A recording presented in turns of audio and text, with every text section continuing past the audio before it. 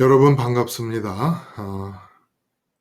오늘 추석 이제 휴가 기간 중이지요.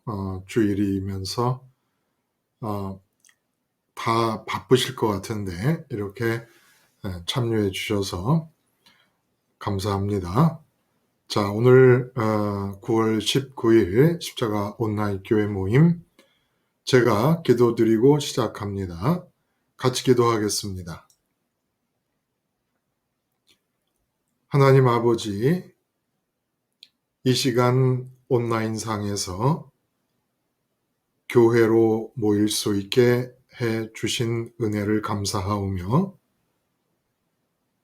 간절히 간구하옵기는 이 시간을 지내고 나면 우리가 언제 어디서든 우리에게 주어지고 있는 모든 상황, 내가 맺어야 하는 관계, 해야 하는 과제와 일들이 하나님 나라의 불이 붙는 삶을 살게 해 주시옵소서. 그리고 그렇게 하나님 나라의 삶을 살게 됨으로써 더 이상 가시체를 뒷발질하며 고생을 사서 하는 삶이 이어지지 않게 은혜를 내려 주시옵소서. 더 이상 종교인으로서 사는 그림자와 흔적이 사라지게 하시며 오직 나 개인에게 하나님께서 준비하고 계획하신 복지가 하나도 남김없이 그 계획대로 청사진대로 이루어질 수 있게 하여 주시옵소서. 예수님의 이름으로 기도드리옵나이다. 아멘. 여러분,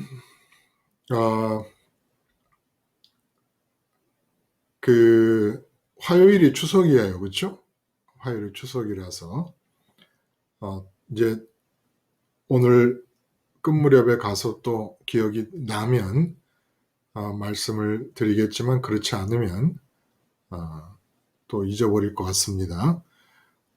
추석 당일인 화요일은 방송을 제가 안 하겠습니다.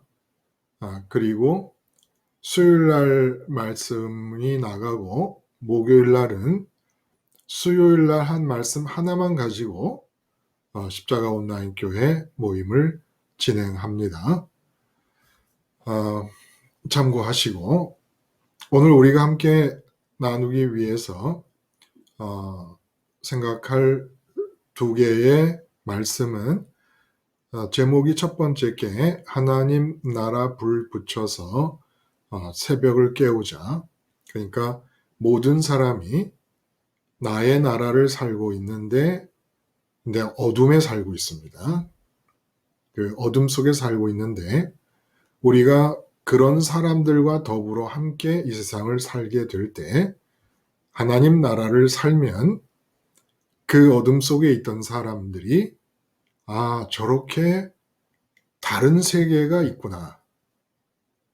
다른 세계의 여명이 맞나요? 다른 세계의 빛의 기운을 느낄 수 있게 된다. 이런 의미가 되겠습니다. 그리고 이제 십자가의 다른 말, 나의 고생 끝이다. 십자가.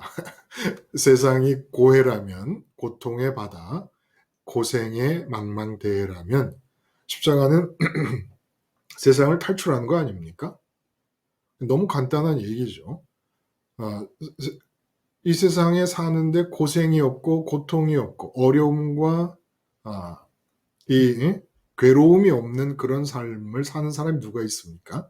근데 십자가는 세상을 탈출하는 거예요. 세상에서 죽고 부활의 자리로 탈출하는 겁니다. 그럼 이제 고생의 바다를 빠져나갔으니까 너의 고생 끝이라야 되잖아요.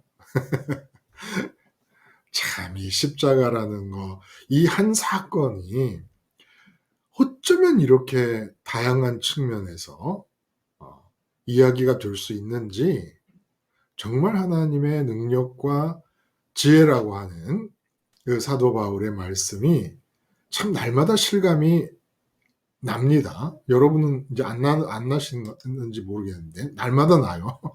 어쩌면 십자가라는 이 사건은 이렇게 다양한 측면으로 이야기될 수가 있는 것일까? 그 세상에 대해서 내가 죽었다. 십자가에서 죽었다. 세상이 나에 대해서 죽었다.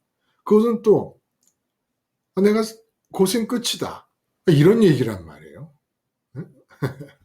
자, 이런 그 취지를 담고 있는 두 개의 설교 말씀에 대해서 내가 들은 바, 또 내가 묵상하고 생각한 바, 이런 것들을 좀 함께 나누면 좋겠습니다. 역시 김수인 씨 말씀을 처음 하시나요? 네, 안녕하세요. 누가 먼저 하겠습니까? 묻기도 좀 민망해. 김수인 씨가 1번 타자 하시죠, 뭐. 별일 없으니. 예, 말씀하세요. 저는 이제는 십자가의 다른 말, 나의 고생 끝? 그 네, 말은 좀 맞는 말이고, 근데 이제는 제가 그 뒤 발길질해서 가시체에 다한 거, 네네. 그 부분에 대해서 어떻게 제가 생각을 했냐면, 어, 저는 항상 십자가를 이제 생각을 하고 의식을 하고 음, 그런데도 나에게 이게 세상적으로 내가 딱 체감을 할 때 음, 뭐 속상하고 그런 일이 있었을 거 아니에요. 그렇죠. 그러면 저는 그거를 그 가시체에 맞았다는 생각을 안 하고 내가 한 거에 내가 가시체를 향한 그 뒷걸음, 발길질을 한 걸 생각을 안 하고 네, 이제 괴로움과 어려움이 오면 아니 하나님은 나한테 왜 이 고난을 주셨을까? 네. 이 고난도 하나님이 알고 계실 거야. 음, 음, 이렇게 생각을 했었어요. 그러니까 하나님이 고난 자체가 주어진 것이 잘못됐다는 생각은 한 번도 안 해보고, 네. 나의 잘못 때문이라는 건 생각을 안 하고, 네, 그러니까 하나님이 맞아. 하나님이 이 고난을 통해선 나한테 어떤 거를 원하시는가 막 이렇게만 생각을 했는데 이제는 요즘 들어와서 제가 가시체에 상처를 받고 음, 아픔을 느낄 때는 가만히 생각하니까 발길질 할 때는 제가 십자가가 안 됐었던 거예요. 음. 그러니까 십자가를 노상 생각하고 뭐 하고 뭐 해도 이렇게 어느 순간 내가 말하고 그러니까 십자가의 작정에서 벗어났을 때 이제는 어떤 말을 하거나 어떤 행동을 할 때 나한테 괴로움이나 어려움이 왔을 때는 이 사실도 아실 거야. 모든 걸 아시는 분이 왜 이 사건도 왜 모르겠어. 음, 그래, 또 나가자. 음, 그랬는데 이 설교 말씀을 듣고 나서 내가 그동안 그 어렵고 괴로워하는 그 가시체에 맞은 거는 음, 십자가를 놓쳐서 그랬던 거를 내가 요번에 확실하게 알겠는 거예요. 예, 예, 예. 제가 무슨 말로 인해서 괴로움을 당했다. 상대방한테 무슨 말을 해서 괴로움을 당했다. 근데 그 옛날에는 맞아. 이 상황도 아실 거야. 이랬는데 지금은 내가 그 순간에 정말로 십자가 작정만 했었나? 그러면 십자가 작정의 틀을 벗어난 거예요. 음, 그러니까 하나님은 고난을 주시는 분이 아니라는 거를 제가 그게 말할 때, 상대방한테 말할 때 십자가를 작정했으면 그 일은 안 일어날 일인데 음. 일어난 거란 말이에요. 그래서 아, 제가 그래 놓고 그 전에는 뭐 이 고난이 하나님이 주신 거야. 이거를 통해서 나를 뭐 연단시킬 거야. 이랬었던 기억이 나는데 이제 이 설교를 듣고 또 이제 저가 이제는 십자가 생활을 해 보니까 네. 가시체 할 때는 제가 하나님을 인정 안 하고 내 생각대로 했던 거를 100% 인정합니다. 예. 맞아요. 굉장히 중요한, 얘기를 했어요.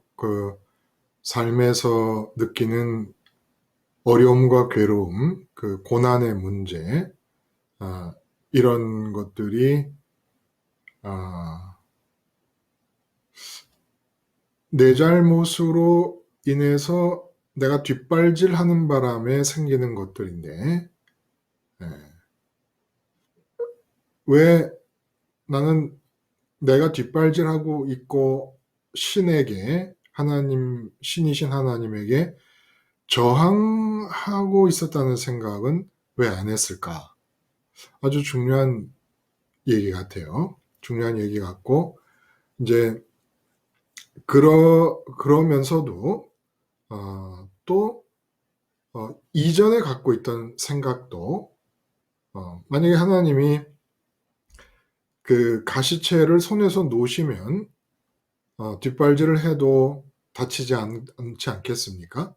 근데, 신에게 저항하고 있는 내가 잘못된 것을 가시체를 놔버리면 모르시니까 가시체를 붙잡고 계시면서 네가 나한테 저항을 해. 저항을 하면 할수록 너의 뒷발이 가시에 찢겨서 상처투성이가 될 텐데 아파 죽을 텐데 그래도 계속 뒷발질을 하면 나한테 저항을 할 거야? 하고 이제 가시체를 붙잡고 계셨으니까 물론 고통이 주어지는 겁니다. 그러나 지금 김순희님 말씀하신 대로 1차적인 잘못은 우리에게 있는 거죠. 우리에게. 하나님은 그 우리의 잘못을 고쳐주시기 위한 교정적인 조건, 행사 차원에서 그 가시체를 들고 있으면서 우리의 잘못된 하나님을 향한 저항, 하나님을 향한 반항에 수정을 가하시려는 의도를 이제 그렇게 보이신 거예요. 가시체를 들고. 그러니까 순이님 말씀처럼 고통이 있거나 이러면은 뭐 하나님을 원망한다든지 아니면 그 나의 뒷발질하는 하나님께 저항하는 그 나의 잘못은 쏙 빼놓고 그냥 하나님께서 다 뭔가 좋은 계획이 있으셔서 이런 어려움도 주시는 걸 거야 라고만 생각하는 것은 이 말씀 예수님께서 직접 사도 바울에게 말씀하잖아요. 가시체를 뒷발질하기가 내게 고생이니라. 이 말씀하실 때 그 의도를 우리가 놓칠 수 있는 거 맞아요. 아주 우리에게 유익한 그런 포인트를 잘 집어서 말씀을 해 주신 것 같아요. 하나님이 주시는 고난, 의인의 고난이라고 말하는 성경에서 의인의 고난, 욥이 당한 것과 같은 그런 경우. 그러나 이제 욥이 당한 것과 같은 그런 고난에서조차도 분명히 욥에게 변화가 있게 됩니다. 그동안은 하나님을 듣기만 하다가 이제는 하나님을 눈으로 봅니다라는 고백을 했다는 것은 하나님과의 거리가 다른 사람들에 비해 탁월하게 가까웠지만 그 의인이라는 건 그런 뜻인 거예요. 상대적인 겁니다. 상대적인. 예수님과 같이 절대적인 의인이 아니라 다른 사람들에 비해 탁월하게 가깝지만 그럼에도 불구하고 하나님은 욥이 더 가까워서 단지 하나님의 말씀을 듣는 차원에서만 머무는 게 아니라 하나님을 마주하여 하나님을 보게끔 하는 자리까지 끌어오시는 과정이 그런 시련으로 나타나게도 됩니다. 그러나 역시 그때도 김순희 님이 말씀하신 게 적용될 수 있는 거예요. 욥에게 있는 결함으로 인해서 결국은 그 결함이 직접적인 원인이 되는 것이죠. 그리고 하나님은 그 결함을 수정하시기 위하여 시련을 가하시게 되니까 더 직접적이라보다는 근원적인 원인이 되는 거죠. 하나님이 고난을 허락하셨으니까 직접적인 고난의 원인이 되신다고 할 수 있지만 근원적인 계기는 욥에게 있는 거니까 그 순이님이 말씀하신 그 부분, 이건 내가 근원적으로 지금 하나님께 저항하여 가시체를 뒷발질하면서 당하는 괴로움이 아니냐. 그리고 내가 그럴 때는 반드시 십자가 작정, 오직 십자가 외에는 아무것도 알지 아니하기로 작정하였다라는 그 십자가 작정이 흐트러졌거나 망각되었을 때였다라고 하는 그런 얘기. 좋습니다. 고마워요. 또 다른 분 또 들으신 바 말씀을 함께 나누고 싶은 내용이 혹시 있을까요?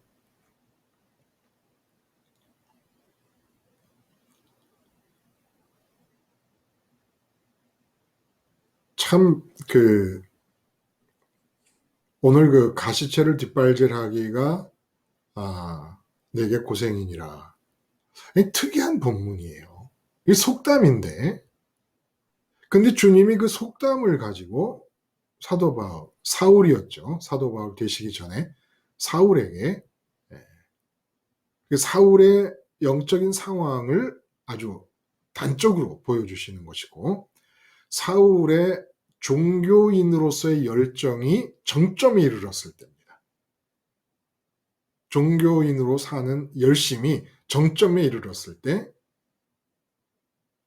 우리 옛날식으로 말하자면 예배당 중심의 생활 말고 아무것도 모르는, 세상 담쌓고 오직 예배당과 집하고 직장밖에 모르는 그런 삶을 살 때와 같은 상황인 거예요. 그러니까 유대 종교와 기독교라는 종교를 굳이 구분할 필요가 없습니다. 예수님을 그리스도라고 믿는다고 고백을 해도 기독교 종교의 특성상 종교라는 특성, 본질을 같이 하고 있고, 그래서 결국은 마음이 이 세상에 머물러 있고 세상에서 좋음과 싫음을 구분하고 세상에서 기쁨을 찾으려고 하고 있는 한 기독교 종교가 예수님의 이름을 부르고 그리스도라고 고백한다고 해서 유대 종교와 다를 게 아무것도 없다는 거예요. 실질적으로. 그래서 우리가 유대 종교인들의 얘기를 사도 바울과 대비시켜서 얘기할 때 기독교 종교, 현행되고 있는 현재 상태의 기독교 종교를 함께 묶어 얘기해도 아무 잘못이 없다고 확신이 듭니다.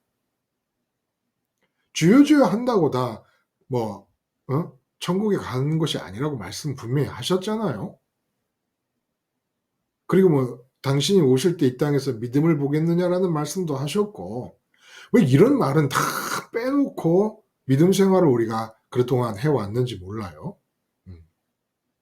그래서 어쨌든 지금 이 사도행전의 이 마지막 부분은 정말 하나님의 마음이 느껴지지 않습니까? 예수님의 마음이. 어떤 마음?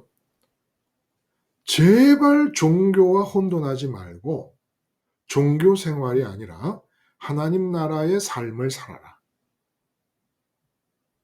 절대로 종교와 혼돈하면 안 된다. 그만큼 종교가 한 개인이 예수님을 믿어서 하나님 나라를 살게 되는 상황과 혼돈하기가 쉽기 때문에, 그래서 특히 이 기독교 종교는 유대 종교도 마찬가지고, 이거 아주 하나님 나라의 삶의 짝퉁 모양으로 나타나기가 너무너무 쉽기 때문에 정말 간절한 마음으로 우리에게 이 사도행전 마지막 부분 이렇게 지금 얘기해 주시는 거예요. 그러니까 어쨌든 우리는 이제 하나님 나라를 사는 겁니다. 하나님 나라를 살아야 되는 거예요. 예수 믿는 게 뭐냐 물어보면 뭐라고 대답하실래요? 예수 믿는 게 뭐야 도대체? 이 땅에서 하나님의 나라를 사는 거야. 하나님의 나라를 산다는 것은 도대체 뭐야? 그런 말을 준비를 할 수 있어야 된다는 거, 이제는. 하나님 나라를 산다는 건 이러이러이러한 것들이야. 근데 이 가시체를 뒷발질하기가 내게 고생이니라 라는 이 말씀은 속담을 끌어들여서 하신 말씀인데, 이 말씀이 왜 이렇게 적용되어지는 범위가 넓어지냐 하면 이 다메섹에서 한 얘기라는 거예요. 다메섹에서. 다메섹 도상에서 일어난 모든 일은 사도 바울이 경험한 것들이 다 그대로 사도 바울의 사역을 통하여 다른 사람에게 옮겨져야 되는 것들이었습니다. 예? 이게 지금 사명을 분명히 하나님께서 사도 바울에게 주시는, 예수님께서 주시는 그런 장면이고, 사도 바울 자신의 회심, 돌이킴의 사건이고, 그 회심의 사건 속에서 예수님과 만나는데 그 예수님은 분명히 죽었다고 생각하는데 살아계신 분으로 만나는 겁니다. 그러니까 당사자 사도 바울은 이 기절할 일이었던 거죠. 십자가에서 죽은 나사렛 예수라는 괴수를 쫓는 이 무리들을 다 척결해야 된다라는 생각으로 살고 있던 사도 바울이 그렇게 생각했던 십자가에서 죽은 그 나사렛 예수를 살아계신 분으로 만나게 되니까, 그리고 그 만남을 전하는 겁니다. 그 만남을 전해야 되는데 지금의 상태가, 만나기 이전의 상태가 어떤 상태?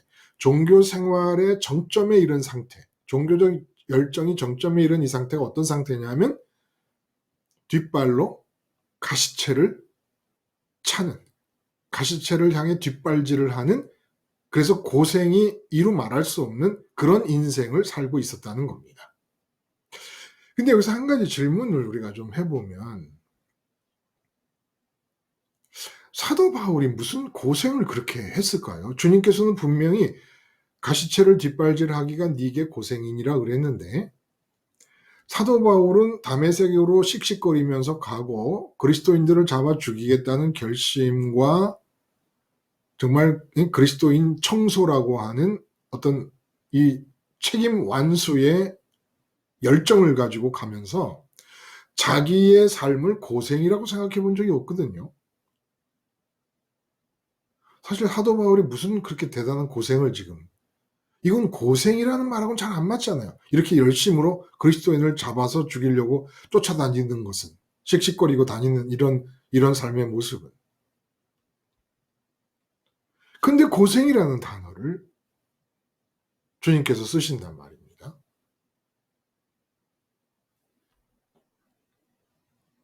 김순희님, 이 어떤 의미에서 주님께서 사도 바울에게 고생이라는 단어를 쓰셨을까요? 혹시 네. 제 생각에는 사도 바울이 이렇게 부족함이 없는 상류층의 사람이었잖아요. 주인아. 근데 주님이 보시는, 그러니까 왜 대기업이 왜 이렇게 계속 만족을 못 느껴서 계속 돈을 벌려고 하듯이 그래요? 이분도 어떤 위치는 있었지만 이 마음적으로 계속 괴로웠고 이 세상에 머물렀으니까 이 세상의 좋음을 찾으니까 찾는 게 없으니까 계속 괴롭고 어려운 게 이 사람이 갖고 있는 고생이 아닌가 싶은 생각이 드는데요. 맞아요. 맞아요. 얘기 잘하셨어요. 예를 들어 이제 그리스도인들을 다 잡아 죽여야 된다라는 생각을 했을 때도 사실은 진짜 종교가 인간에게 행복을 줄 수 있다면, 행복한 사람은 이런 태도를 보일 수가 없습니다. 누구를 잡아 죽인다든지 잘못됐다고 해서 그 사람들을 정말 돌로 치는 그런 자리에 씩씩거리면서 내가 책임질 테니까 내 앞에 옷 벗어놓고 가서 스테반을 죽여, 이렇게 말하지 않죠. 정말로 행복이 있고 그 비어있는 마음이 채워짐이 있다면 사람의 특징은 너그러워집니다. 너그러워져요. 그리고 그 너그러움이 힘이고, 진짜 강한 힘이고, 그러니까 이 사도 바울 자신이 전혀 유대 종교로부터 만족함이 없었던 거예요. 그렇게 종교 생활을 열심히 하고 가말리엘 문화생으로 정말 유대 선민 사회에서 최고 엘리트 코스를 밟고, 그리고 이 젊은 나이에 유대 종교의 존립을 위협하고 있는 이 나사렛 예수라는 이단들을 척결하는 데 선봉장으로 내세울 정도였으니까, 산헤드린 공회가.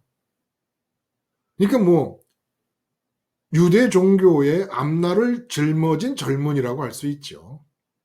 근데 이렇게 분노하며 다메섹 도상으로 갔다는 것은 전혀 그 마음에 채워짐과 만족과 기쁨과 감사, 즐거움, 이런 게 없었다는 거죠. 이런 게 없었다는 거죠. 그러니까 고생이 뭡니까? 그 수고하고 무거운 짐진 자들아 다 내게로 오라, 내가 너희를 쉬게 하리라 하실 때도 주님께서 말씀하시는 게 나는 온유하고 겸손하니 나의 멍에를 베고 내게 배우라. 그리하면 너희 마음이 쉼을 얻으리니, 이렇게 얘기합니다. 너희 마음이 쉼을 얻으리니. 그러니까 주님께서 말씀하시는 이 고생의 기준은 마음의 쉼이 없는 거예요. 마음의 쉼이. 근데 마음의 쉼이 왜 없을까? 도대체 사람들의 마음에 왜 쉼이 없을까? 김수인이 왜 마음의 쉼이 없는 것 같아요? 이 세상에는 좋은 게, 그러니까 마음이 이 세상에 있는데 이 세상은 마음을 채울 수 있는 게 단 하나도 없어서요. 단 하나도 없는데 거기서 채우려고 하니까. 그렇죠? 네. 이 세상에서는 마음 채울 수 있는 게 아무것도 없어요. 정말로 그걸 믿어야 돼요, 여러분. 하늘에 계신 하나님 아버지 말고는 우리 마음이 채워질 수 있는 내용이 될 만한 가치가 이 세상에 없습니다. 근데 왜 마음에 쉼이 없느냐? 있을 수가 없잖아요, 쉼이. 마음을 채울 수 있는 게 아무것도 없는데 몸으로 만나는 세상에서, 몸으로 만나는 상황에서, 몸으로 만나는 사람에게서, 몸으로 만나는 남편, 아내, 몸으로 만나는 자녀에게서, 몸으로 하고 있는 사업에서, 몸으로 하고 있는 직장에서, 거기서 만족을 얻으려고 하니까 쉼이 없는 거예요.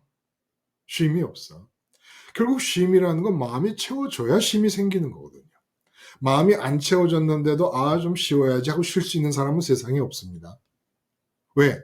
마음에는 비어있는 한 빨아들이는 흡입력이 작용하기 때문에 흡입력이 작용하는 한 쉼이 없어요. 근데 흡입력이 작용하기 때문에 채우려고 사는데 몸이 있어서 만나는 것들 속에서 채우려고 하다 보니까 해도 1년이 지나 2년이 지나 3년이 지나도 안 채워져요.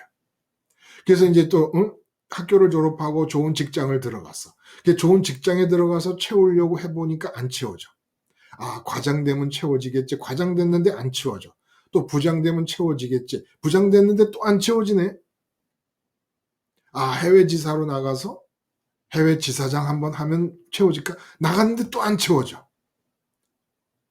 쉼이 없어요. 쉼이 없어. 그리고 여러분, 나를 통해 나타나는 창조적인 삶은 쉼이 없으면 나타날 수가 없습니다.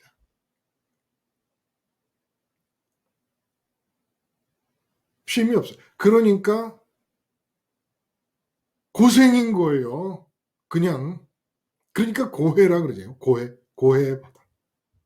석가모니 정도 되는 지혜를 가지고 가만히 사는 걸 봤더니 이건 뭐 아무리 이래도 소용없고 결국 병들거나 늙거나 그래서 결국 죽는 것밖에 없구나. 근데 이런 데서 내가 뭐대로 힘을 쓰고 살아야 되나?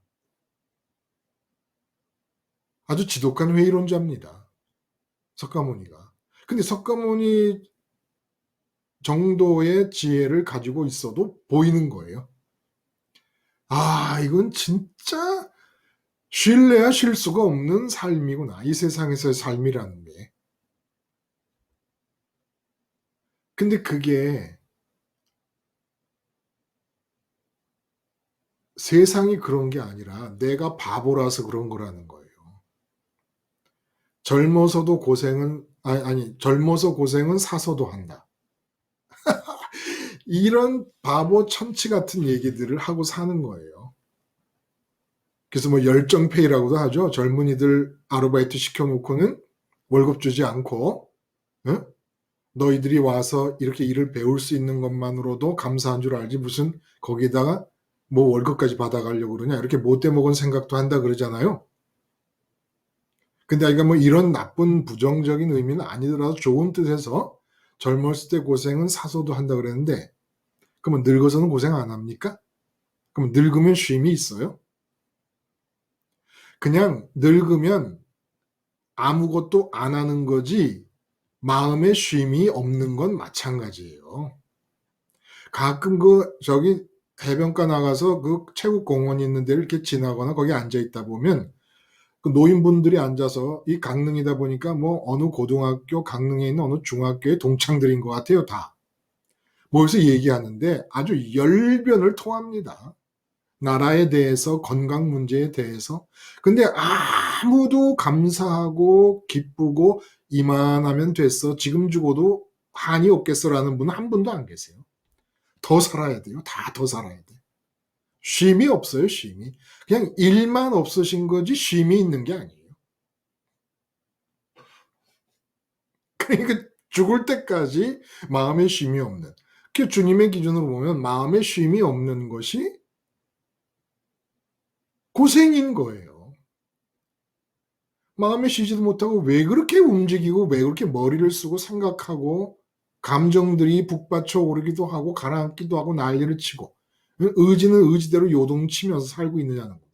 다 고생일 뿐이야. 다 고생일 뿐이야.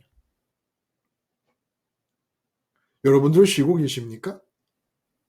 쉼을 얻으십니까? 여러분들도 뒷발로 가시체를 차고 있는 거 아니에요? 뒷발질하는 거 아닙니까? 사도 바울이 다메섹에서 이 말씀을 들었다는 것은 이제 사도 바울이 전하는 예수님과의 만남을 갖게 되면 쉼이 주어진다는 겁니다. 그래서 주님께서 말씀하신 거예요. 수고하고 무거운 짐진 자들아 다 내게로 오라. 내가 너희를 쉬게 하리라. 내가 온유하고 겸손하니까 나에게 배우면 너희 마음이 쉼을 얻을 것이다. 그리고 말씀드린 대로 십자가가 뭐예요? 세상을 빠져나가는 거예요. 내 마음이, 몸이 빠져나가는 게 아니라. 그래서 부활의 자리에 이르러서 세상을 나간 상태에서 예수님 따라 하늘로 올라갑니다. 하늘에만 쉼이 있는 거예요, 결국은. 하늘에만. 근데 왜 고생이냐? 전부 마음이 몸에 붙어 있어. 이 세상을 안 나가요. 세상만 나가면 쉬게 되거든요. 세상을 안 나가. 죽어도 안 나가. 지난 목요일 날 우리 이 모임을 마치고 1시에 서울에서 오신 분들을 이제 맞이해서 같이 식사를 했습니다. 늦게 하게 됐죠. 근데 이제 그분들이 6개월 전에 처음 강릉을 찾아와서 불쑥 연락을 주셔서 말씀을 들은 지 얼마 안 된 분들인데, 근데 이제 어려움들이 있는 거예요. 어려움들이 있어서, 또 부부가 오고 또 다른 혼자 권사님이 오시고, 부부는 이제 장로님이고 권사님이고 그런데, 근데 이 장로님이 겪고 계시는 문제가 정말 질의할 정도로 길게 끝이 안 나는 거예요. 그러니까 권사님이 정말 이제 좀 지치고 힘들어요. 이 문제가 좀 빨리 끝나야 되는데. 근데 그랬습니다. 문제가 끝나야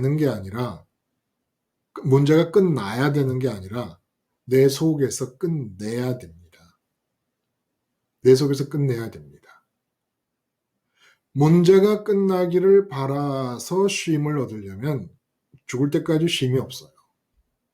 문제는 그 문제가 지나가면 반드시 100% 틀림없이 또 다른 문제가 찾아옵니다. 반드시. 아니에요, 목사님.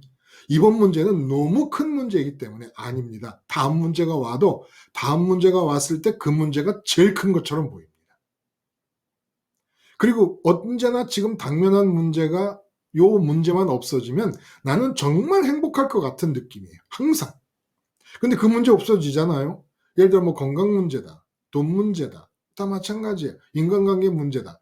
정말 얽히고 설켜가지고 너무 어려워서 요 문제만 끝나면 정말 내가 다시는 불평하지 않고 살리라. 근데 다른 문제가 또 와요.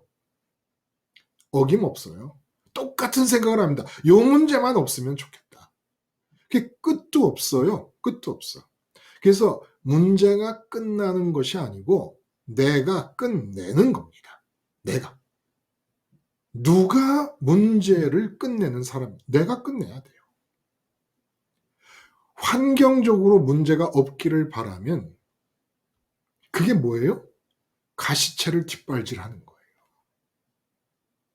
문제가 없는 상황이 있게 되기를 바라는 거예요. 근데 제일 고생의 원인 중에 큰 원인이 뭐냐면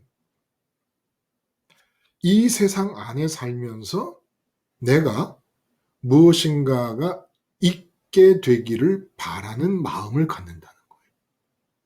절대로 그러면 안 돼요. 절대로. 불조심과 마찬가지로 조심해야 될 게 내가 이 세상에서 뭔가가 있기를 바라는 마음을 갖는 거예요. 우린 자격이 없어요. 있게 된 자이기 때문에. 있게 된 자라서.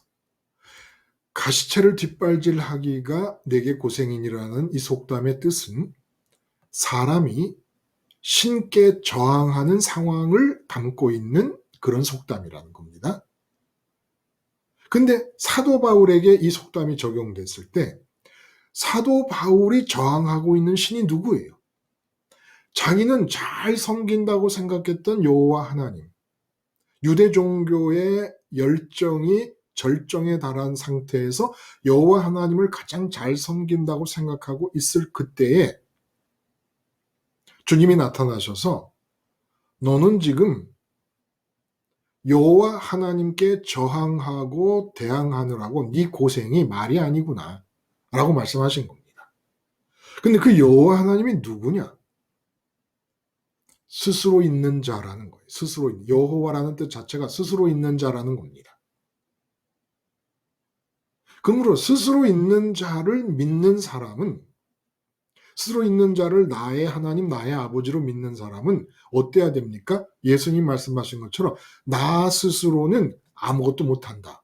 인간으로 오신 예수님께서 스스로 계신 유일한 하나님을 아버지라고 부르시며 아들인 분 입장에서, 그러나 인간으로 오셔갖고 우리에게 보여주신 것은 내가 하나님이지만, 나 스스로도 하나님이지만 인간으로 이 땅에서 내가 살고 있는 동안에 나 스스로는 아무것도 못한다.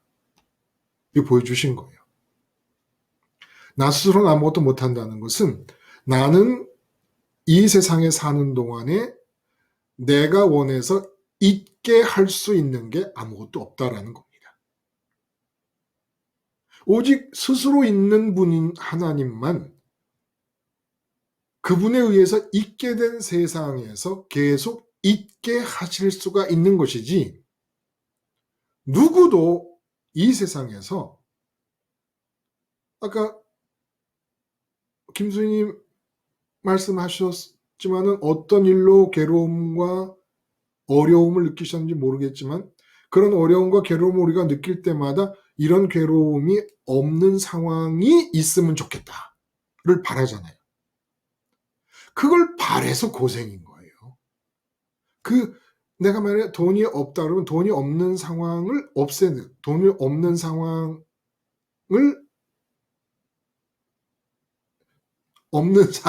없애는 것을 있게 하는 거잖아요. 말이 좀 꼬였어요. 근데 뜻은 여러분 아시죠? 그쵸? 있게 한다는 말의 중심, 하나로 일관하려다 보니까 없게 한다는 것도 마찬가지인 거죠. 있게 하려는 거나 없게 한다는 것은 그런 돈 없는 상황이 있는 것을 없게 하는 것이니까 돈 없는 상황이 없어지는 것을 있게 하는 거란 말이에요. 마찬가지 얘기예요. 이러면 안 된다는 거예요. 이래서 고생이라는 겁니다. 이래서. 우리가 하나님을 믿는다면 하나님만이 스스로 계시고 그분에 의해서 모든 게 있게 돼. 하나님만 스스로 있음이시고 우리 모두가 하나님에 의해서 있게 된 존재들이면 이 세상의 삶도 스스로 있음이신 하나님으로부터 있게 된 내용들을 받아서 사는 것이지 내가 있게 하려고 사니까 돈을 있게 하려고 하고 명예를 있게 하려고 하고 승진을 있게 하려고 하고 건강을 있게 하려고 하고 아니 그러면 돼요? 있게 된 사람들이 응? 아니 있게 되었으면 계속 있게 된 대로 살아야지 왜 있게 하려고 하느냐 말입니다. 그거 못돼 먹은 거예요. 자기 주제를 넘어선 것이고 근데 우리가 이제까지 전부 있게 되는 대로 사는 사람이 어딨어? 이건 안 돼. 응? 내가 어떻게 이렇게 장사가 안 되는데 이 장사를 잘 되게 하기 위해서 어떻게 해야 되나? 장사가 잘 되는 상황을 있게 만들어야 돼. 그러니까 고생인 거죠. 그러니까. 또 있게 하려고 하니까 하나님이 자꾸 있게 하려는 우리의 의지에 저항을 하시는 거예요. 우리의 의지를 막으시는 거예요. 하나님. 그러니까 고생이 말도 못하는 거죠.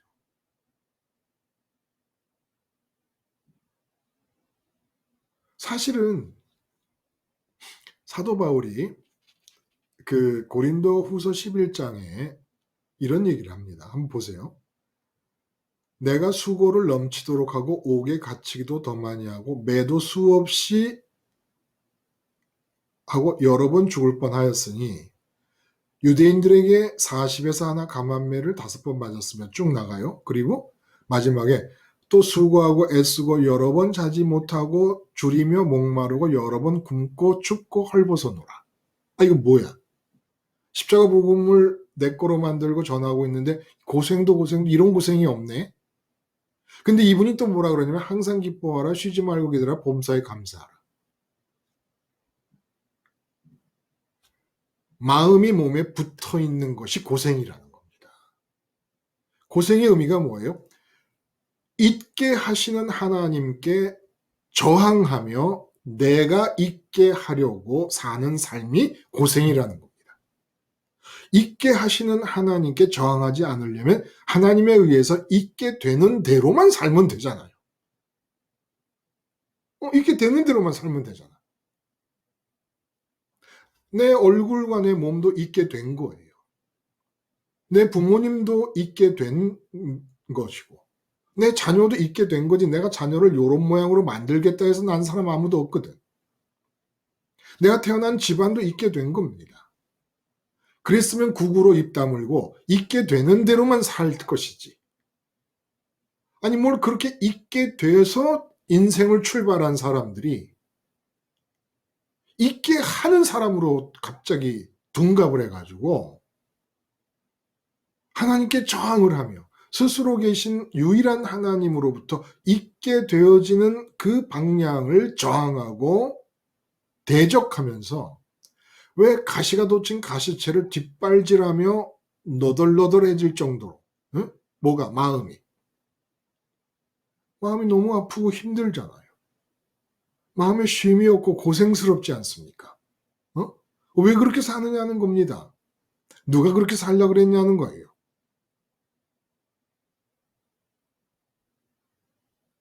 우리는 뭔가를 이 세상에서 이거 있으면 좋겠다라고 하면 안 돼요. 그럼 큰일 나는 거예요.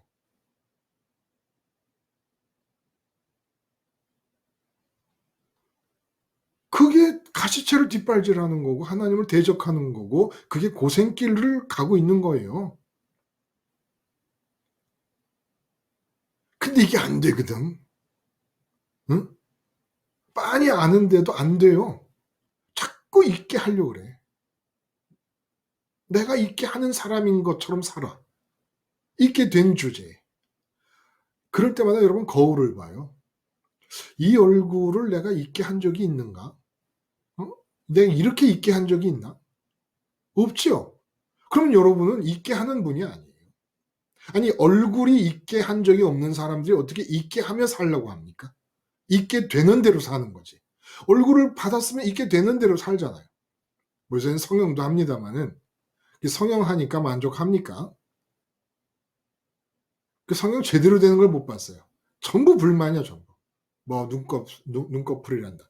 뭐 쌍꺼풀이 어떻게 뭐 너무 두껍게 됐다든지 뭐 어떻게 더 깎았다든지 못 깎았다든지.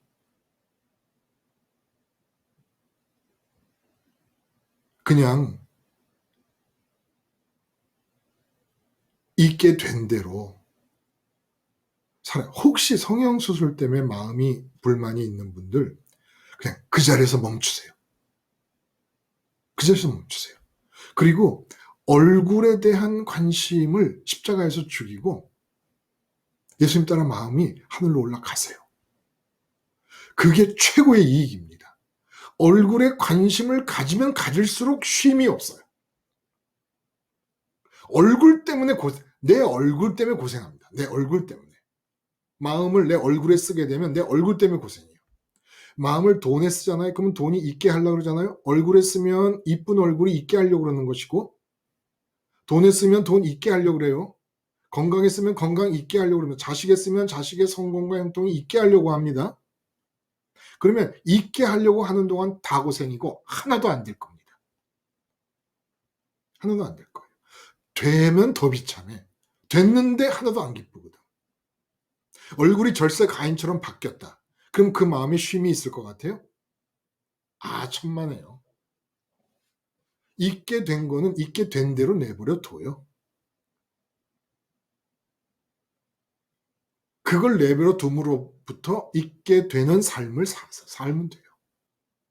근데 이게 안 되니까 주님은 그게 되셨거든요.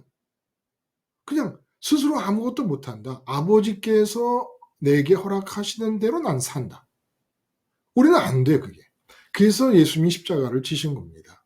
언제나 말씀드리지만 예수님은 십자가 없이 할 수 있었던 것을 우리는 예수님과 같이 해야 되는데 예수님과 똑같이 해야 되는 거예요. 예수님께 오버랩이 돼야 돼. 공생의 예수님과 오버랩이 될 정도로 같아져야 되는 거예요. 근데 예수님은 십자가 없이 가능했는데 우리는 예수님의 십자가 없이 예수님의 공생의 때 모습으로 이 땅에서 살 수가 없는 거예요. 그러니까 우리 마음에는 심장이 있고 폐가 있듯이 심장과 폐 가운데다가 십자가를 꽂는 거예요. 그러니까 심장이 항상 붙어 다니잖아요. 응? 심장을 빼놨다 끼웠다 하지 않는 것처럼 십자가도 마찬가지가 돼야 되는 거예요. 그래서 십자가를 심장과 폐 사이에 끼워 놓고 항상 십자가를 들고 다니고 죽음을 들고 다니면서 뭔가 있게 하려는 사람이 되려고 할 때마다 십자가에서 죽는 겁니다. 그렇게 십자가에서 죽잖아요. 고생이 없다니까. 고생이 끝나요. 이야, 이게 참 신기한 거예요. 십자가라는 게 너무 신기한 거예요. 예? 아니, 왜 고생을 사서 해? 아니, 예수님이 오신 이유도 수고하고 무거운 짐진 자들 다 내게로 와서 마음이 쉼을 얻으라는 거예요. 근데 왜 우리는 자꾸 고생을 사서 한다는 얘기를 합니까? 예? 그리고 아까 우리가 읽은 대로 사도 바울이 그렇게 고생을 많이 했는데 고생처럼 보이는 것이죠. 참 이게 이율배반적인 거예요. 예? 사도 바울의 고생이 여러분 다 읽어보세요.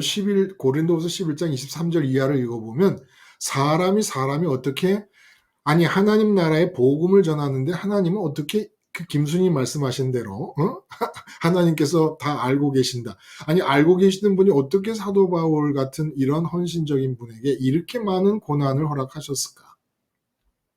참 이게 이율배반적이라는 게 마음은 쉼을 얻는 중에 몸에게 임한 일들이라는 겁니다.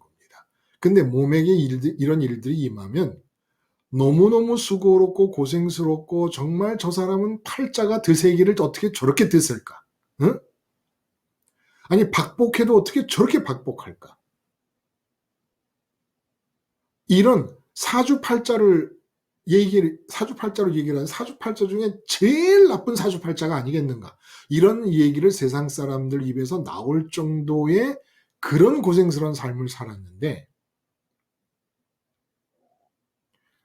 그게 고생으로 안 느껴진다 이겁니다. 그렇게 지독한 고생처럼 보이는 삶을 산 사람이 한 얘기가 항상 기뻐하라. 쉬지 말고 기도하라. 범사에 감사하라. 누구도 어떤 성인이라고 일컬어지는 사람도 어떤 철학자도 어떤 사상가도 어떤 부자도 한 번도 하지 않으니 어떤 부자나 어떤 철학자가 항상 기뻐하라고 합니까? 응? 쇼펜하우어처럼 막 우울증에 그냥 얼굴이 막 니체처럼 정신이 돌아버리든지 응? 그 철학 함내하고 교만이나 부릴 줄 알았지 항상 기쁨과 쉬지 않는 기도와 범사에 감사 어떤 누가 말을 한 겁니까? 야 이런 값진 말을 우리는 그저 냉수 먹듯이 마시고 있어요. 그냥 목마르면 아무데나 가면 수돗물 틀어서 냉수 먹듯이 그렇게 지금 은혜도 이런 은혜가 없죠. 고생을 왜 해요? 응? 십자가에서 고생이 끝났는데 십자가에서 내가 세상에 대해 죽었다는 것은 세상이 고해이기 때문에 세상은 나의 나라를 사는 사람들의 세상이거든요. 나의 나라를 사는 사람들은 마음이 몸에 붙어가지고 몸이 만나는 세상에서 기쁨을 얻으려 하기 때문에 쉼이 없어요. 쉼이 없기 때문에 고생이에요. 마음이 고생이라는 거예요. 근데 주님이 보시는 것도 마음을 봐요. 아니 너희 마음이 왜 그렇게 고생하고 있냐? 응? 몸이 고생처럼 보이는 상황에 빠지는 것은 계산에 넣지 않으십니다. 아니 돌에 맞아 죽는 것도 허락하시는데 역설적이죠. 돌에 맞아 죽는데도 고생이 아니야. 그 정도로 복음이 막강한 겁니다. 복음의 자존심은 뭐냐?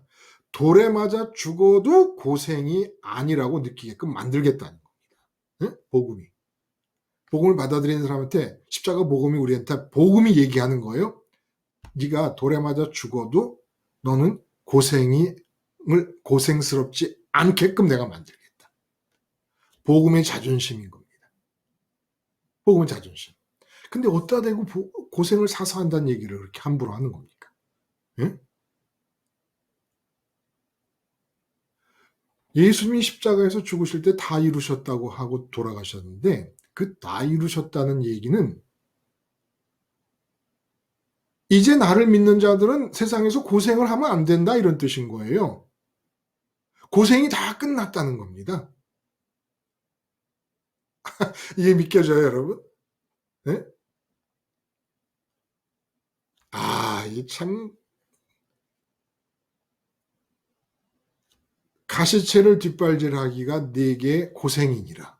아니 이 말씀이 뭐가 이렇게 깊은 뜻을 담고 있었을까요? 응?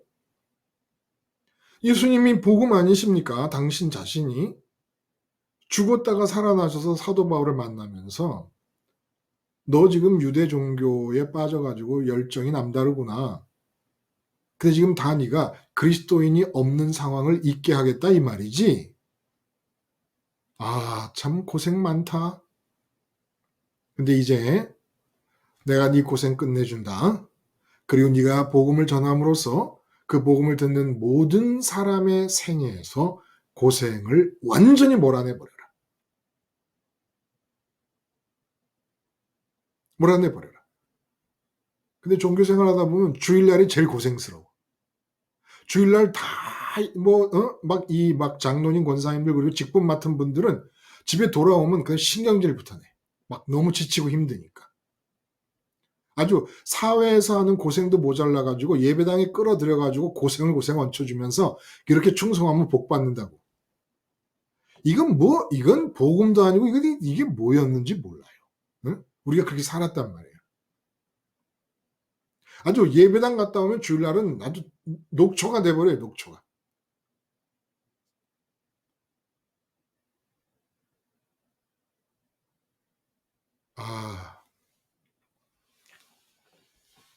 사도 바울이 대적하고 있는 신은 스스로 있는 분입니다. 유일하게. 그래서 우리 모두는 그분에 의해서 있게 된 사람들이니까 있는 대로, 있게 되는 대로 살면 되고, 하나님은 마치 할 일이 없으신 분인 것처럼 우리 머리털까지 다 세고 계세요. 그러니까 우리의 인생의 시간들에 대해서 계획이 없는 시간이 없다는 거예요. 그러니까 그분을 좀 그분대로 그 스스로 있는 분으로서 만물을 있게 하시는 분으로서 사시도록 좀 내버려 둬요. 제발. 저항하고 대항하지 말고. 응? 그러니까 내 인생에 대해서 그분이 있게 하시려는 것을 있게 하시도록 그냥 내버려 둬요. 제발. 자꾸 덤벼들지 말고. 응? 내가 있게 하겠다고. 그 하나님도 맞고 나도 고생이고. 여러분 정말 듣다 보니까 바보 아닙니까? 이렇게 사는 것은? 바보지요? 이런 바보가 어디 있어요? 십자가는 나의 고생을 끝내는 겁니다. 고생 끝입니다. 그리고 그 고생이라는 것은 마음의 고생을 말하는 거예요. 마음이 편하지 않으면 아무리 몸으로 만나는 환경이 편해도 그건 지옥입니다. 왜? 몸이 만나는 환경이 편하다는 것은 세상 사람들이 원하는 거 다 가졌다는 얘기인데, 그래도 마음이 안 편하니까 이제는 절망밖에 없잖아요. 더 얻을 것도 없잖아. 그게 절망이지요. 차라리 세상 거 없는 사람들은 세상 것 얻겠다는 희망 때문에라도 버티고 사는데, 그러다 죽으면 끝나는 거지만, 예? 그래서 마음이 고생이면 안 되는 겁니다. 몸이 고생인 것은, 마음이 예수님 따라 하늘로 올라가 쉼을 얻는 중에 고생인 것은 고생이 아니라 뭐라 그러면 좋을까요? 응? 사도 바울이 그랬잖아요. 이렇게 많은 고생을 했어. 막 사집에 안한 감암매를 막 5번씩 맞고 태장을 3번 맞고 막 일주야를 막 난파돼 가지고 물속에서 지내고 잠을 제대로 잤나 먹을 걸 제대로 먹나 헐벗고, 근데 마음이 하늘에서 주님 안에서 쉼을 얻는 중에 이런 일이 일어나요. 그러면 이런 일이 일어나게 되면 샤론님, 마음이 하늘에 올라가 쉼을 얻는 중에 땅에서 몸에 고생스러운 환경이 주어질 때는 고생이라고 말고 두 글자로 어떤 단어로 우리가 표현하면 좋을까요?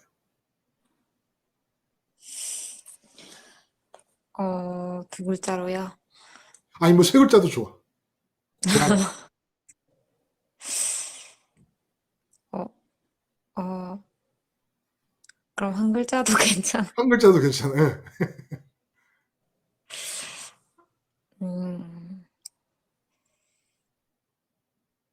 잘은 모르겠는데, 아니, 잘 모르는 건 다 잘 몰라. 우리 다 잘 몰라요. 똑같아.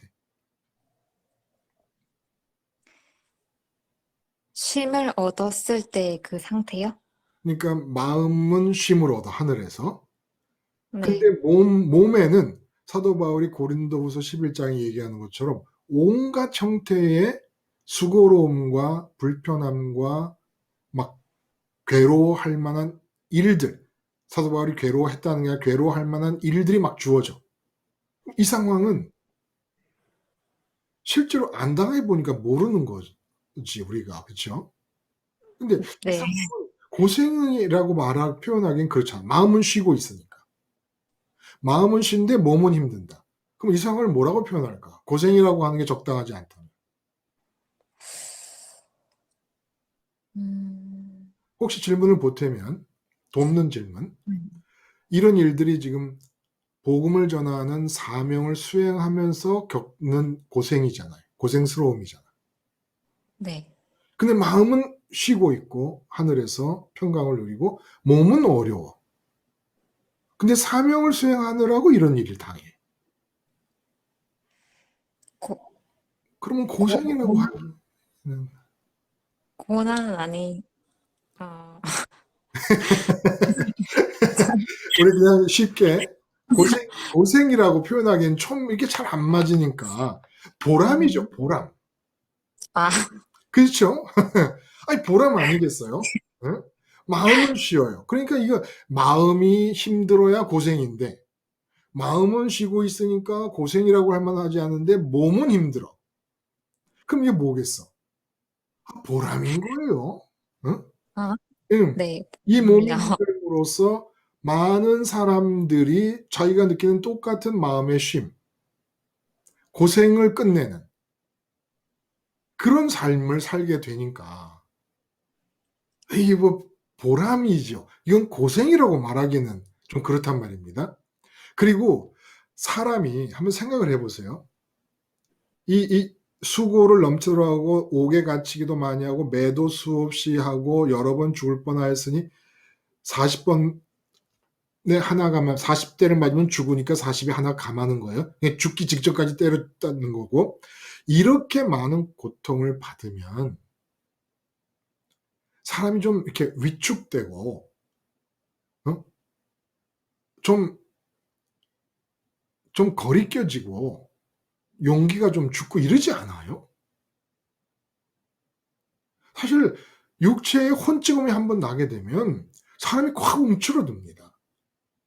근데 사도 바울은 이 정도로 심한 고생을 했으면서 고통을 당했으면서 육체가 어쩌면 아니 오뚜기라고 표현하기도 이게 좀 부족하지. 오뚜기로도 표현이 다 안 돼. 응? 이 7.8기라고 말하기도 곤란하고. 그런데다가 너무 섭섭할 수도 있을 것 같아 하나님에게.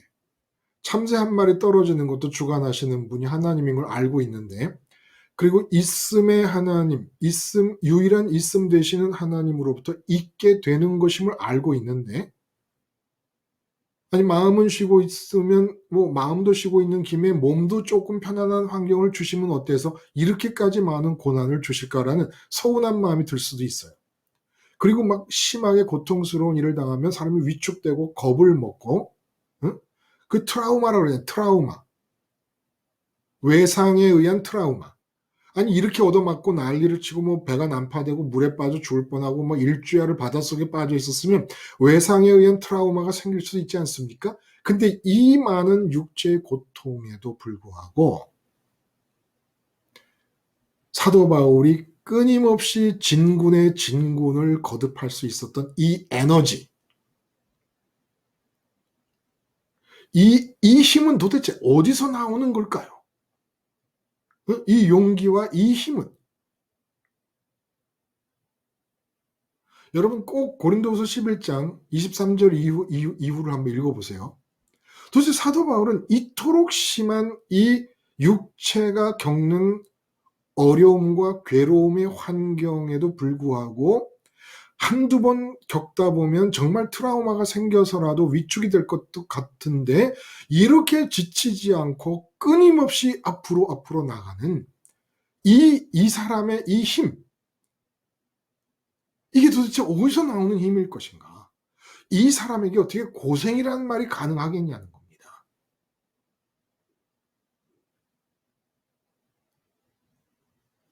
복음의 힘이 이렇게 무서운 거예요. 복음의 힘이. 아까도 말씀드렸지만 복음의 자존심은 여러분의 마음이 살고 계시는 동안에 이 세상에서 삶이 끝날 때까지 고생스러움을 허락하지 않으십니다. 내가 복음을 붙잡기만 하면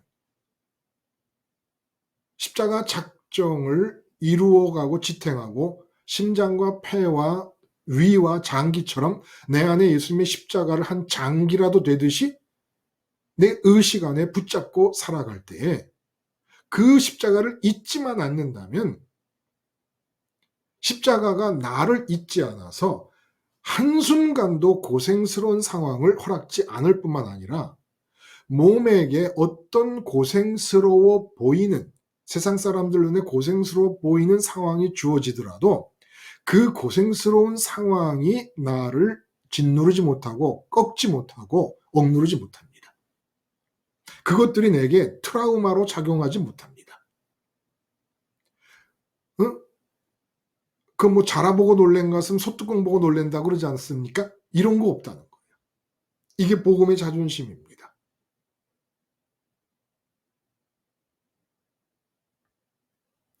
이 힘을 가지고 삶을 사는 게 그게 뭐예요? 하나님의 나라를 사는 겁니다. 하나님의 나라를 사는 거예요. 그래서 우리가 그 앞에 설교에 우리 지금 김수님이 1번 타자가 두 번째 설교에 대한 말씀을 하니까 지금 두 번째 설교를 쭉 이어서 함께 말씀을 나눴습니다만은 첫 번째 하나님 나라 불 붙여서 새벽을 깨우자라는 얘기를 했잖아요. 하나님 나라를 사는 사람은 이렇게 고생이 없는 삶을 살게 되고 사도 바울을 통해 보여지는 그 하나님 나라의 고생 없이 사는 사람의 모습은 정말 고생스러움이 1등인 삶의 형편을 살아도 그 모든 삶의 형편이 그 사람에게 눈꽃만큼도 영향을 주지를 못한다는 거예요. 여러분, 우리는 돈이 많기를 바라는 사람들이 아니라 돈은 있거나 없거나 상관이 없는 사람들이 되는 것입니다. 건강이 좋아 장수하는 사람이 되는 것이 아니라 건강이 있거나 없거나 상관없이 고생을 끝내는 사람인 것입니다. 사도 바울이 평생 몸에 사탄의 가시라는 별명이 붙여질 정도로 괴로운 병이 있었습니다. 그러나 고생 끝났습니다. 우리 결혼한 부부가 그러잖아요. 부장 진급하면서 여보 그동안 고생 많았어. 이제 고생 끝이야. 어디 그게 고생이 끝나요? 부장 정도 가지고 무슨 고생이 끝나요? 하나님 창조주의 아들이 십자가에서 죽은 사건쯤은 돼야 고생이 끝나지. 무슨 수로 고생이 끝나요? 저기 저 이재용 씨가 고생이 끝났습니까? 고생길이 훤하지요. 고생길이 훤하지요. 십자가 복음이 고생을 끝내지요. 무슨 소리예요? 십자가 복음 말고 누가 여러분에게 고생을 끝냅니까? 왜? 십자가 복음이 왜 고생을 끝내요? 창조주예요, 창조주. 어디 거기다 한번 덤벼들려고 그러지 마요. 어디다 대고 내 생각과 내 판단을 들이밀면서 내가 잊게 하겠다는 삶을 살겠다는 생각조차 합니까? 창조주 하나님의 잊게 하심이 내가 십자가에 매달려 있는 동안에 쭉쭉 내려온다는 거예요. 하나님의 잊게 하심이 내려오면 나는 잊게 되는 대로 살면 되는 거거든요. 십자가 붙잡고 있는 동안에. 십자가 안 붙잡으면 그건 못해요. 주님은 십자가 없이 하셨는데 잊게 되는 대로 사는 것을.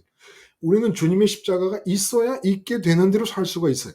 잊게 되는 대로 살면 몸이 이렇게 될 수도 있어요. 사도 바울이 고린도후서 11장에 말씀하신 것처럼 이렇게 많은 고통을 당할 수도 있거든요.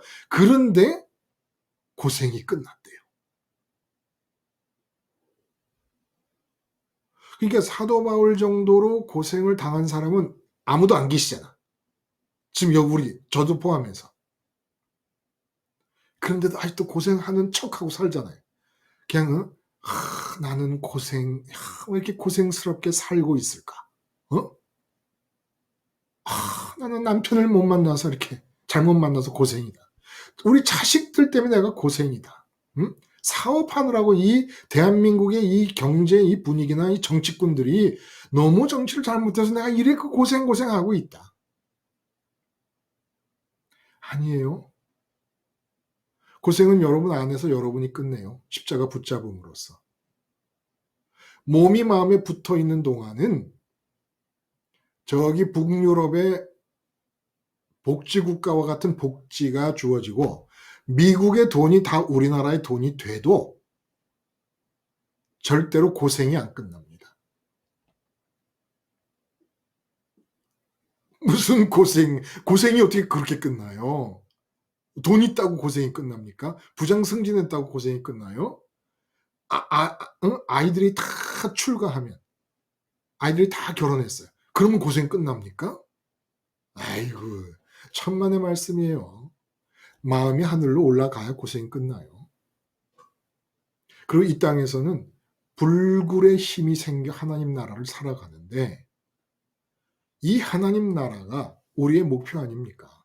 하나님 나라를 사는 사람은 고생이 없다 이 말이에요. 가시채를 뒷발질하는 삶을 살지 않는다는 겁니다. 하나님 나라가 지금 사도행전 지금 뒷부분의 주제인데 그 자기 변호, 유대인들에 의해서 감금되고 사도 바울이 자기 변호를 할 때마다 이 다메섹 얘기와 함께 같이 반복되는 얘기가 율법과 성전, 모세와 연관된 것들.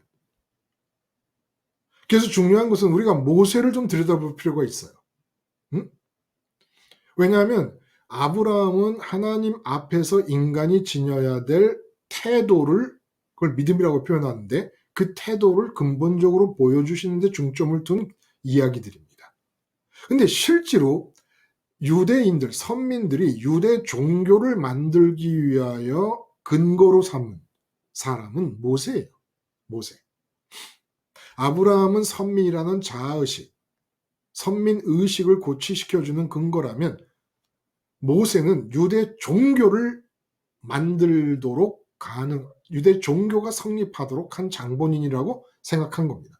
근데 모세 당사자는 종교를 만들 생각이 있었던 게 아닌 거예요. 본인도 하나님의 나라를 살았던 겁니다. 그리고 본인이 살게 됐던 하나님의 나라, 마치 다메섹에서 사도 바울이 만난 그 만남을 다른 사람에게 넘겨준 것처럼 모세가 하나님과 만나서 하나님 나라를 살게 된 그 상황을 250만 명 각자가 다 하나님 나라를 살게 돼서 가장 이상적으로 선민의 이 나라 안에서 250만 개의 하나님의 나라가 불붙듯이 가동되기를 원했던 겁니다. 종교를 만들고 싶었던 생각이 없었던 거예요. 그러면 이 모세가 살았던, 지금 사도 바울이 살고 있는 하나님의 나라를 우리가 계속 얘기하잖아요. 그러면 유대 종교인들이 종교의 근거로 삼고 있는 모세가 종교를 창시한 것이 아니라 하나님 나라를 살았다면 그 모세가 살았던 하나님의 나라는 어떤 모습일까? 라는 겁니다. 간단하고 명확합니다. 사도 바울이 자기는 모세와 모세가 전해준 율법과 모세가 지시해서 만들어진 이 성전, 하나님이 모세를 통해 지시한 거잖아요. 이건 모세가 준 거라고 보잖아요. 이것을 성전의 가치를 훼손한 적이 없고 모세의 율법을 배반한 적이 없다. 모세와 나는 한 라인으로 이어지고 있다라는 얘기입니다. 쉽게 말하면. 그러니까 자기가 하나님의 나라를 산다 그러면 모세도 하나님의 나라를 살았다는 거예요. 모세가 산 하나님의 나라를 나도 이어봐서 살고 있다라는 뜻입니다. 모세도 스테반 집사님을 통해서 우리가 알게 된 것은 인자 예수님이 하나님 우편에 계신다. 무슨 얘기입니까? 구약에 나오는 아브라함부터 이삭, 야곱부터 12 형제 모든 사무엘이라든지 요셉이라든지 이런 모든 사람들이 하나님과의 관계를 올바로 맺을 수 있었다면 전부 이 인자, 사람의 아들. 예수님이 인자잖아요.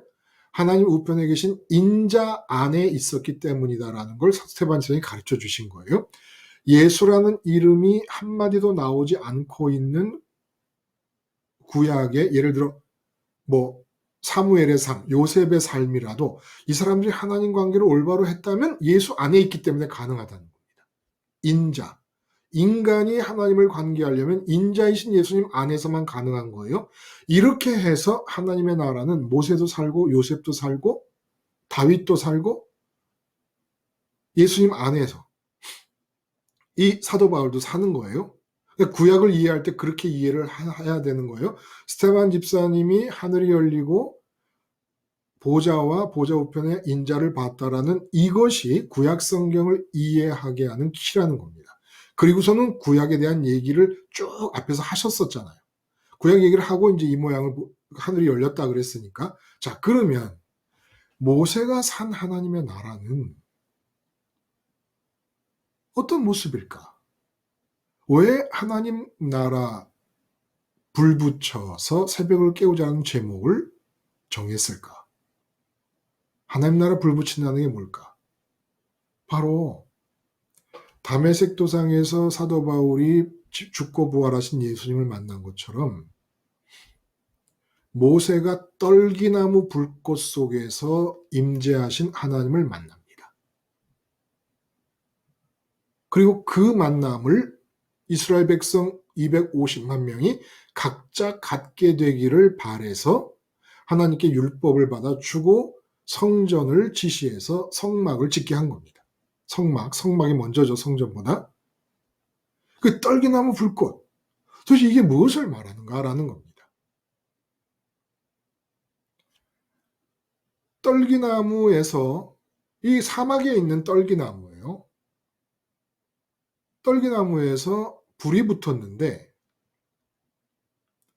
떨기나무가 가지 하나도 타서 재로 변하지를 않고 떨기나무 하나도 그을음도 없어요. 그러니까 비유로 말하자면 불이 시원한 물인 것 같아. 예? 참 이상하지요. 그러니까 이 큰 일을 내가 가서 보리라. 왜 불은 붙었는데 한참 이렇게 양치다가 봤을 거 아닙니까? 그러면 떨기나무라는 게 뭐 조그만 게 뭐 하나 불 붙었으면 뭐 아무 커도 그렇고 한 시간쯤 보고 있으면 다 재가 돼가지고 다 떨어져서 꺼져야 될 거 아닙니까? 근데 떨기나무에 불이 붙었는데 계속 불이 붙는 거예요. 가까이 가서 보니까 떨기나무가 하나도 타질 않고 어떤 가지도 타질 않고 있어. 이게 한 사람에게 하나님의 나라가 이루어지는 상황을 비유적으로 보여주신 사건이라는 거예요. 이 세상에 있는 모든 불들은 불이 나면 세상 것들을 태워서 재로 만들어 버립니다. 근데 이 떨기나무의 불은 아무리 타도 재가 되지 않습니다. 이게 바로 하늘의 에너지라는 거예요. 하나님 나라를 가동시키는 에너지입니다. 근데 이 하나님 나라를 가동시키는 에너지는 이상하게 땅에 있는 나로부터 재료를 원치 않아요. 예를 들어 이 세상에서 사업을 한다 그러면 하루 종일 사업을 하다가 또 거래처 직원하고 술 한잔 하며 거래처 직원하고 해야 되잖아요. 바이어하고도 해야 되고 그러다가 집에 오니까 새벽 1시가 다 됐어. 그리고 아침에 일어나서는 또 늦어도 7시에 일어나서 또 전철 타고 나가든지 뭐 차 타고 나가든지 또 그래야 돼요.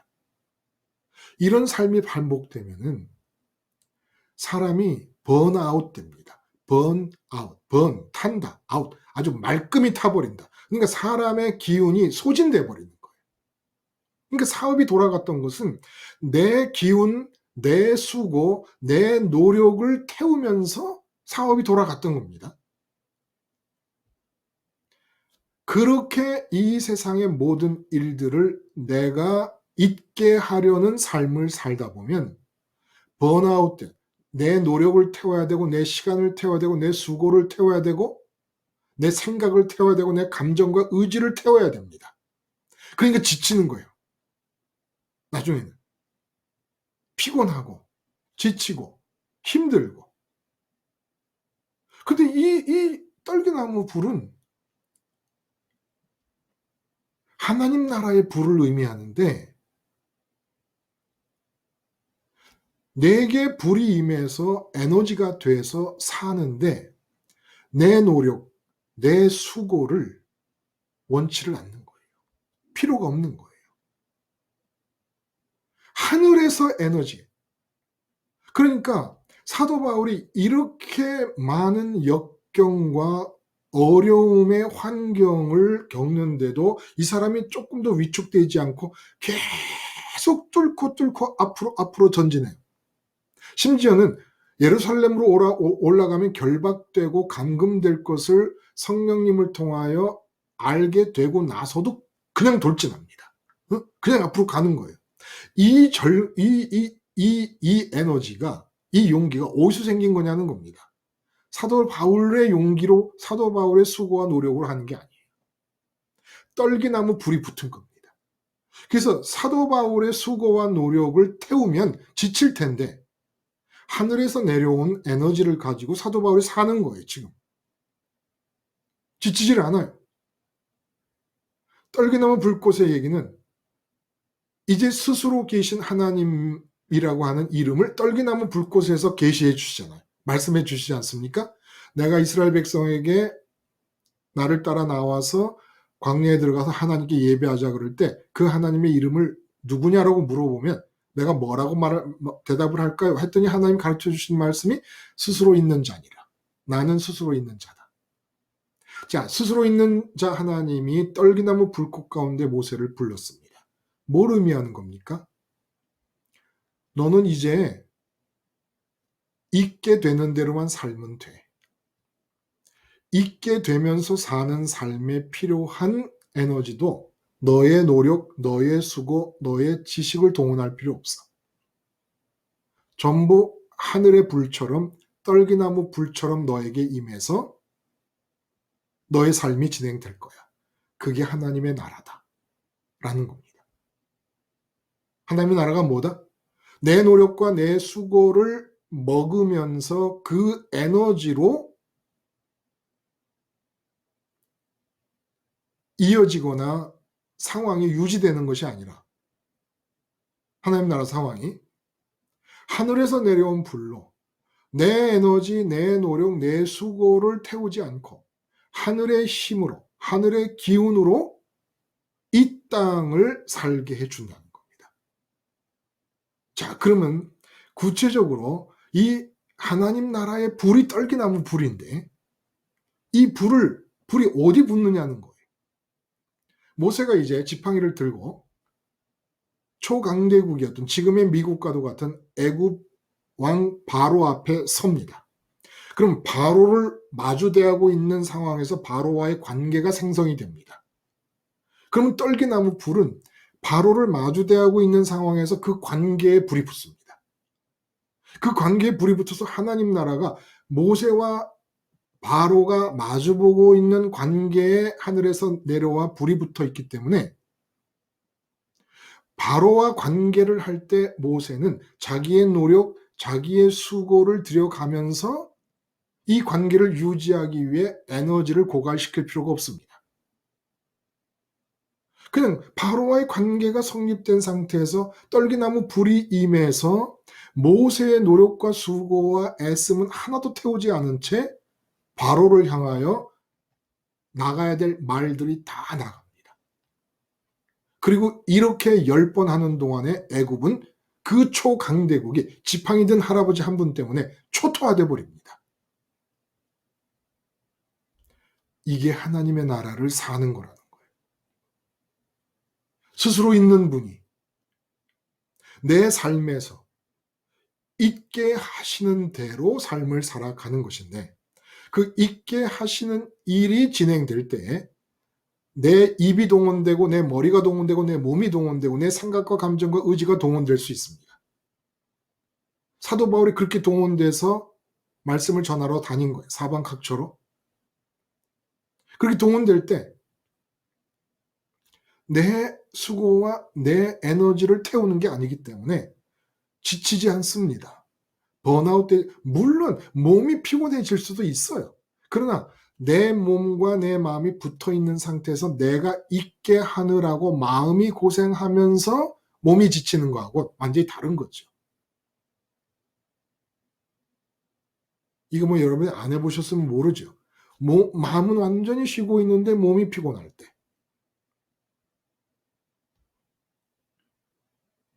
보람이 하늘에서부터 밀려올 때. 어떤 것인지. 어쨌거나 지금 모세가 하나님 나라가 무엇인지를 보여주는 거예요. 그래서 불붙게 하는 겁니다. 떨기나무에 불이 옮겨 붙게 하는 거예요. 그래서 이 모세의 이야기를 우리 자신에게로 가져옵니다. 우리 자신에게로 가져오면 어떤 일이 일어나겠습니까? 내가 십자가로 이 세상을 마음이 떠나 주님 안에서 하늘에서 쉼을 얻고 있는 동안에 이 몸이 이 땅에 있으면서 아내를 만나고 남편을 만납니다. 그러면 마음이 하늘에서 쉬고 고생이 끝난 상태에서 고생 끝내고 관계가 시작되는 거예요. 우리 아내 때문에 내가 아주 힘들어 죽겠어. 우리 남편 때문에 힘들어 죽겠어. 이 고생이잖아요. 부부관계도 고생이잖아요. 근데 고생이 끝난 상태에서 부부관계가 이루어져요. 그러면 아내를 마주보고 남편을 마주보고 있는데 이 관계가 떨기나무예요. 그래서 불이 붙습니다. 하늘에 불이 붙는다는 거예요. 여러분들 아마 제가 이 제목으로 말씀을 이렇게 아침에 전했을 때 본문을 아무리 들여다봐도 이거 왜 이 하나님 나라를 불붙는 거로 얘기를 했는지 이게 납득이 잘 안 가는 분도 계셨으리라 생각이 듭니다. 근데 모세와 율법, 성전이 유대 종교의 근간이기 때문에 유대 종교인들이 사도 바울을 박해하고 있고, 근데 모세는 유대 종교를 만들고 싶었던 게 아니라 사도 바울과 마찬가지로 하나님 나라를 살았던 사람이니까 모세에게로 갈 수밖에 없었던 거예요. 모세에게로 가다 보니까 하나님 나라가 어디서부터 모세에게서 시작했냐? 떨기나무 불꽃부터 시작한 겁니다. 근데 떨기나무 불꽃이라는 게 도대체 뭐냐? 모세가 하나님 나라를 사는 모습을 보여준, 앞으로 너는 이렇게 살 것이다. 다메섹에서도 사도 바울이 그렇게 얘기하시잖아요. 주님이 오늘 네가 나를 만난 것처럼 또 앞으로 네가 나를 만나고 본 것 그것을 다 증언해라. 그래서 모세도 마찬가지로 떨기나무 불꽃의 상황을 보고 앞으로 네가 이런 삶을 살게 될 것이다. 너의 노력을 태우지 않고 너의 수고를 태우지 않아도 삶이 스스로 있는 분인 하나님에 의해서 있게 되어지며 진행될 것이다. 그리고 선민 모두에게 이렇게 하나님 나라의 불이 임해서 사는, 하나님 나라를 사는 삶이 가능하도록 가르쳐라. 여호와 하나님, 내가 그럼 어떻게 가르칠까요? 내가 율법을 줄게, 성전을 줄게, 계명을 줄게. 이런 것들이 다. 율법과 계명이 뭐예요? 하나님의 생각 아닙니까? 하나님의 생각을 우리가 받는다는 의미는 내 생각으로 사는 게 아니라는 거예요. 나는 있게 하는 사람이 아닙니다. 스스로 있음 되시는 하나님에 의해서 있게 되는 대로 사는 사람이. 근데 있게 되는 대로 살 때 하나님이 하늘의 에너지를 주십니다. 하나님 나라. 그래서 이사야도 하나님 나라를 살던 사람으로서 예언을 어떻게 하느냐 하면, 제가 읽어볼까요? 그는 필요한 자에게는 능력을 주시며 무능한 자에게는 힘을 더하시나니 소년이라도 피곤하며 곤비하며 장정이라도 넘어지며 쓰러지되, 소년과 장정도 마음이 이 세상에 머물러 있는 상태에서 세상에서 마음 채우려고 살다 보면 다 쓰러진다는 거예요. 오직 여호와를 앙망하는 자는 새 힘을 얻으리니. 새 힘이라는 거 보니까 몸에 힘이 빠지기도 하는 거예요. 그래서 새 힘을 얻으니 독수리가 날개치며 올라간 같은 것이요 다른 박질하여도 곤비하지 아니하게 걸어가도 피곤치 아니하리로다. 하나님 나라의 특성입니다. 고생 없는 삶을 사는 거예요.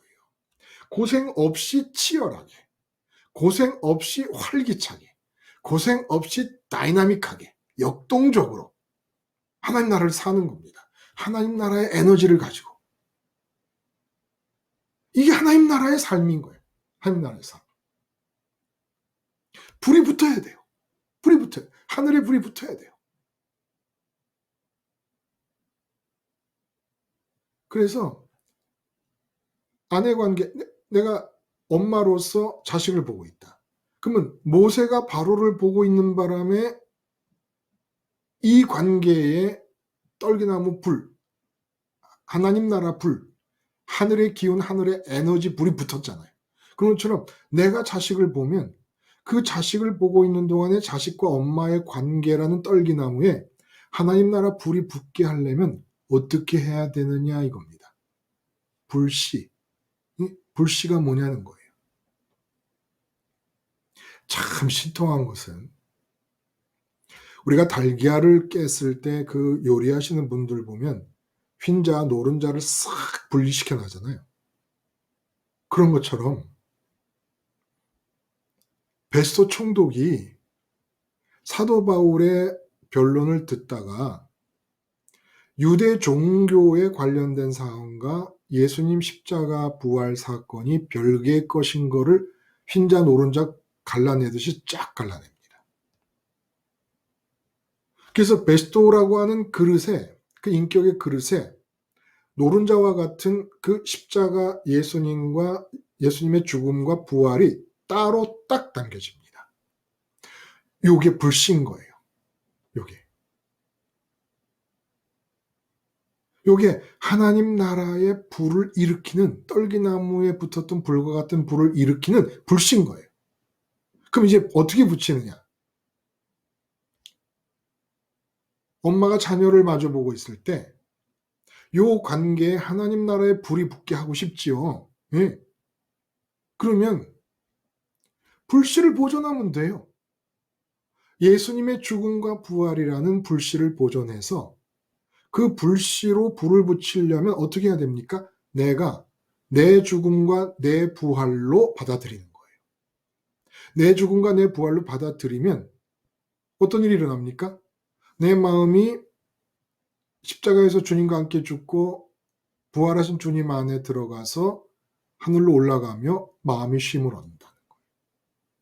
자식 때문에 고생하는 것이 끝난다는 겁니다.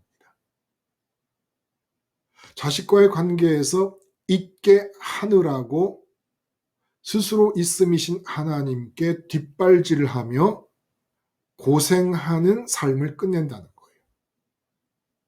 뭐로? 주님의 죽음과 부활로. 부활이라는 건 세상을 탈출했음을 말해요. 세상을 탈출해서 다른 사람이 됐다는 겁니다. 그 전에 있는 사람은 자식에게서 기쁨을 얻으려고 자식의 상황을 잊게 하려는 삶을 살았고, 잊게 하려는 삶, 내가. 그러니까 고생이죠. 고생. 근데 이제 이 자식과의 관계에서 잊게 해서 뭔가를 얻으려고 했던 내가 십자가에서 죽어버려요. 그래서 부활해서 다시 태어났더니 자식이 있는 세상 밖으로 빠져나왔어요. 뭐가? 마음이. 그래서 예수님 따라 올라갔더니 자식 때문에 고생할 일이 없어. 쉼을 얻어요. 쉼을 얻는데 이렇게 쉼을 얻을 때 마음이 빠져나간 상태에서 몸이 있기 때문에 맺게 되는 이 엄마 자식 관계가 떨기나무가 된다는 거예요. 하늘의 불이 임합니다. 하늘의 불이. 그래서 예수님의 죽음과 부활이 내가 회사에 나가서 일을 해야 된다. 학생이 공부를 해야 된다. 그러면 그 공부에 대해서, 일에 대해서 내가 예수님의 십자가로 죽고 부활해서 공부가 있고 일이 있는 세상을 빠져나가요. 그럼 내 마음이 쉼을 얻어요. 그렇게 마음이 빠져나가면 공부에 대한 관계, 일에 대한 관계가 떨기나무가 돼서 하늘에서 불이 임합니다. 하늘나라 불을 붙이는 거예요. 모세의 떨기나무 이 사건이 바로 앞으로 모세가 어떻게 살아갑니까?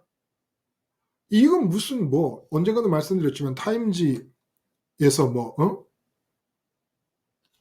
인류 역사상 가장 뛰어난 지도자 모세다. 이거 웃기는 거잖아요. 모세가 뭐 했습니까?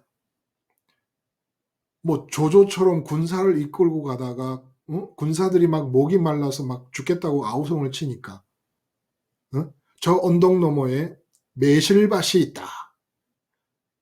그러니까 메실을 생각하자마자 막 생각만 해도 너무 시니까 막 입에 침이 막 고여가지고 이 조조 같은 정도 돼야 지도자 아닙니까? 난국을 극복하는. 근데 모세는 이런 식으로 자기 지혜를 짜내서 난국을 극복하며 인도자 노릇을 해본 적이 없습니다. 스스로 있음 되시는 유일한 하나님을 만난 뒤로는 스스로 뭔가 있게 하려는 것을 해본 적이 없는 거예요. 하나님이 가라 하면 갑니다. 바보 같아 이렇게 하고 그냥 하나님이 가라로 예 갑니다. 야 서 습니다. 그럼 주변에서 난리죠. 왜 아직까지 안 가고 이렇게 멈추고 있느냐? 응? 구름이 멈춘다고 안 가고 있으면 언제 복지로 들어가느냐? 지금 머문 지가 1년이 넘었다. 빨리 가자 그래도 아무 소리 안 듣습니다. 스스로 있음 되시는 하나님으로부터 전갈이 올 때까지 기다립니다. 모세는 한 게 아무것도 없어요. 아무것도 없는 것이 위대한 지도자예요. 내가 한 게 아무것도 없어야 가치 있는 인생이 되는 겁니다. 내가 하려고 하면 할수록 내 인생을 분탕질하는 겁니다. 타임지가 기준은 달랐겠지만 제대로 뽑은 거예요. 인류 역사상 가장 뛰어난 지도자 모세. 그들이 적용한 기준은 세상적인 기준이었을 거예요. 하나님 관계를 고려하지 않았으니까. 그러나 하나님 관계를 고려했을 때 위대함이라는 것, 진정한 가치라는 것 어디서 나타나느냐? 인간이 안 움직이면 안 움직일수록 위대해집니다.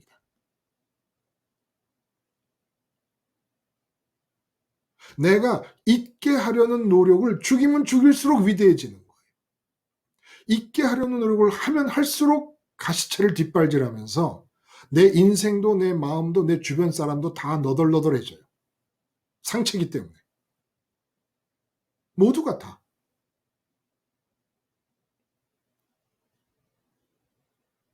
하나님의 피조물인 인간이 스스로 유일하게 있음 되시는 하나님에 의해서 있게 된 인간의 위대함은 있게 되는 대로만 삶에 있습니다.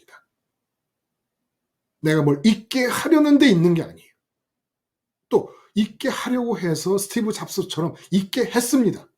그것이 하나님에게 대단한 게 아닌 거예요. 왜? 스티브 잡스는 하나님의 뜻으로 인터넷이라든지 핸드폰이라든지 이런 것을 하나님이 주시려고 하는 도구로 사용되었으면서 온통 자기가 한 것으로 알고 있는 겁니다. 그냥 버리시는 거라 볼 수 있습니다. 죄송한 얘기지만 사실 아닙니까? 스티브 잡스가 무슨 복음을 받아들여 가지고 그런 거 아니잖아요. 근데 그렇게 그걸 위대하다고 보면 복음을 받아들인 사람들도 그 사람이 그렇게 위대한 거라고 보면 그거 안 되지요. 세상에 의술이 엄청 발달했는데 그 의술을 누가 주셨습니까? 사람이 만들어낸 겁니까? 예를 들어 페니실린 같은 것 이런 거 사람이 만들어낸 겁니까? 아니에요. 지금도 의사 선생님들이 제일 몰라요. 제일 몰라. 그래서 모르기 때문에 뭘 합니까? CT 촬영, MRI 촬영, 엑스레이 촬영, 피검사, 그리고 또 뭐 있어요? 심전도 검사, 소변 검사. 모르니까 그렇게 검사를 많이 하는 거예요. 모르니까. 여러분 건강에 대해서도 스스로 있음 되시는 하나님으로부터 있게 되는 삶을 사는 사람으로서 병원 가지 말라 소리 안 하고 유명한 의사 찾아가지 말라 소리 안 할 테니까 먼저 언제나 있게 하시는 하나님께 물으세요.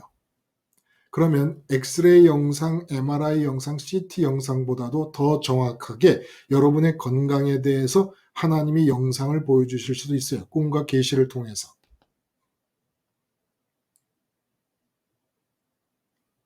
그리고 하나님의 지시를 받아서 병원도 이용하세요. 병원, 아프기만 하면 병원부터 달려간 다음에 그 다음에 병원에서 아파트로 누워서 의사가 시키는 대로 하면서 기도할 것이 아니라 먼저 있게 하시는 하나님을 찾으세요. 그리고 아프면 내 몸과 내 몸에 대한 관계에 이 몸에 떨기나무 불꽃이 되게 하세요. 불을 붙이는 것은 주님의 십자가와 부활입니다. 십자가를 붙잡고 죽어서 부활의 자리로 탈출하는 겁니다. 그래서 이 세상에서 고생 끝난 사람으로서 하나님께 가서 쉬세요. 추석 때 부모님 찾아가듯이. 그렇게 천국의 시골집으로 가서 부모님 가서 쉬는 겁니다. 그렇게 쉼이 이루어지면 떨기나무 불꽃이 임합니다. 에너지가 임하는 거예요. 생각으로, 감정으로, 의지로, 내 몸으로, 내 말로 에너지가 임합니다. 하나님 나라. 너무 좋지 않아요? 응? 이렇게 사람을 내가 십자가를 붙잡고 사람을 만나든 일을 만나든 할 때마다 그 십자가에 죽었다는 주님 생각하고 주님과 함께 난 죽은 자라는 그 의식을 놓지만 않는다면 그 모든 관계는 떨기나무로 바뀝니다.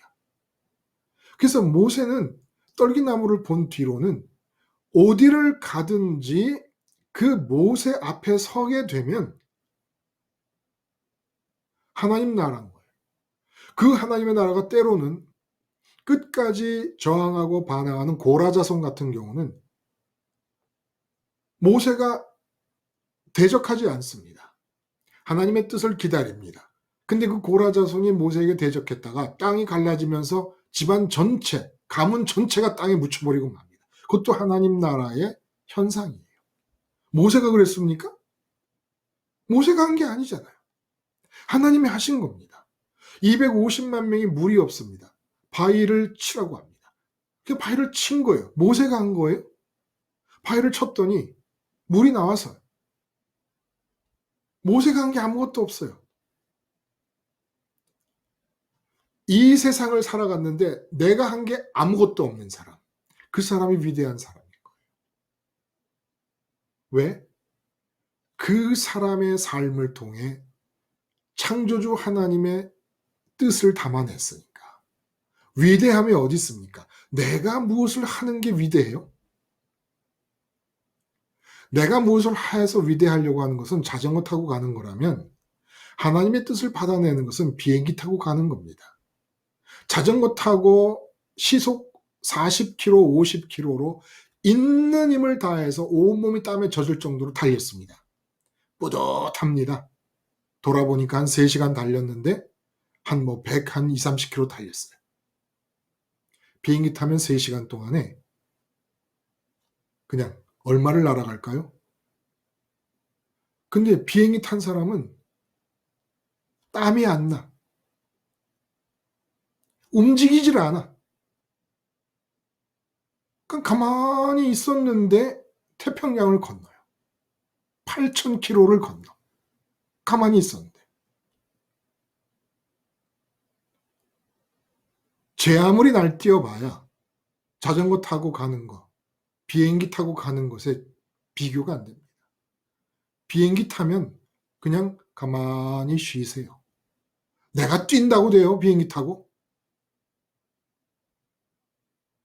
하나님을 담아내는 그릇이 되는 거예요. 이 세상에 사는 창조주 하나님을 담아내는 그릇이 되는 거예요. 그 크신 하나님을. 그러니까 삶에 대한 관점 자체를, 삶에 대한 태도 자체를 근본적으로 하나님 나라는 나의 나라를 살던 때와 다르게 되는 겁니다. 그런데 이 모든 걸 기억하면서 어떻게 하나하나를 다 하겠습니까? 그냥 십자가를 기억하면 나타나는 일을 말씀드리고 있는 거예요. 하나님 나라, 십자가를 계속 붙잡는 것, 십자가 작정을 몸부림치며 유지하면은 나타나는 현상, 이게 하나님 나라. 저는 지금 말씀드렸던 대로 하나님 나라를 강론하는 겁니다. 여러분이 십자가를 끝까지 붙잡고 유지하면 어떤 일들이 벌어지는가를 말씀드리는 거예요. 근데 이런 걸 아는 것과 모르는 것이 차이가 있지 않습니까? 안다는 것은 길이 난다는 거예요. 길이. 마치 옹달샘이 터져버리면 미리 길을 내놓으면 길 따라서 쭉쭉 나갈 텐데 없으면 옆으로 다 번지는 것과 마찬가지처럼 이런 말씀들을 왜 자꾸 이렇게 하나님 나라를 강론할 필요가 뭐가 있습니까? 십자가 생활화의 필요성을 사방으로 조여 들어가는 겁니다. 사방으로. 응? 여러분들이 십자가 생활화를 할 수밖에 없도록 하나님 나라의 강론을 통하여 천지 사방으로 다 조여 들어가서 십자가 생활화할 수밖에 없게 만들어 가는 거예요. 십자가 생활화를 하면 이쪽 면에서 보면 이런 일이 벌어지다. 저쪽 면에서 보면 이런 일이 벌어지고. 그래서 계속 사방팔방에서 여러분을 조여가는 거죠. 십자가 생활을 하도록. 그러니까 이 말씀을 듣는 것이 왜 그렇게 중요하고 필요할까요? 자꾸 여러분이 밀려가는 거예요. 지금 제가 말씀드리는 이 말씀에 의해서 십자가를 붙잡는 악력이 세지고 십자가로 가까이 가고 밀려가는 겁니다. 그래서 지금 이 온라인 교회 모임이 그만큼 중요한 것이죠. 그렇게 붙잡기만 하면 하나님 나라가 이루어진다는 거예요. 아, 놀라워요. 그렇죠? 네? 그리고 여러분 우리 좋지 않아요? 어? 이렇게 그 예수님 십자가 복음을 생활화하자고 하는 그런 얘기를 하나님이 우리들에게, 저와 여러분들에게 이렇게 자꾸 주시는 것이 너무 좋지 않아요? 이거보다 더 좋은 일이 세상에 어디 가면 있겠습니까? 응? 강릉에 여러분들이 찾아오면 좋지만 저는 너무 반갑죠. 그리고 그것도 만나서 뭐 밥 먹고 나면 얘기하는 게 또 십자가 얘기지만 그래도 저 안 찾아와도 되잖아요. 그냥 여러분 삶에서 십자가 생활을 하라는 거예요. 평생 우리가 저하고 여러분이 얼굴을 안 봐도 돼요. 찾아오시면 더 좋고 얼굴 보고 밥 먹고 얘기하면 좋잖아요. 근데 그렇게 안 해도 상관없잖아요.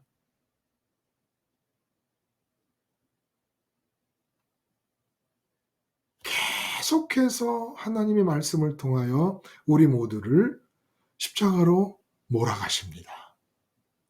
이 하나님 나라의 강론, 십자가 때문에 벌어지는 일, 그 삶에서 벌어지는 일들, 십자가 때문에 삶에서 벌어지는 일들이 얘기가 돼야 삶에서 십자가를 붙잡을 수 있도록 몰려가잖아요. 그렇죠? 말씀에 의해서. 근데 이런 나눔을 허락하신, 아유, 너무 감사하지 않습니까? 그래서 그 하나님 나라 불 붙여서 새벽을 깨우자. 이 새벽을 깨운다는 얘기를 갖다 제가 제목에 집어넣은 것은 항상 관계를 하기 때문에, 예? 사람은 관계를 하는데 그 관계가 떨기나무가 되도록 불씨를 담고 있단 말이에요, 우리가. 그러면 그 상대방은 생전 접해보지 못한 세상을 접해보는 겁니다.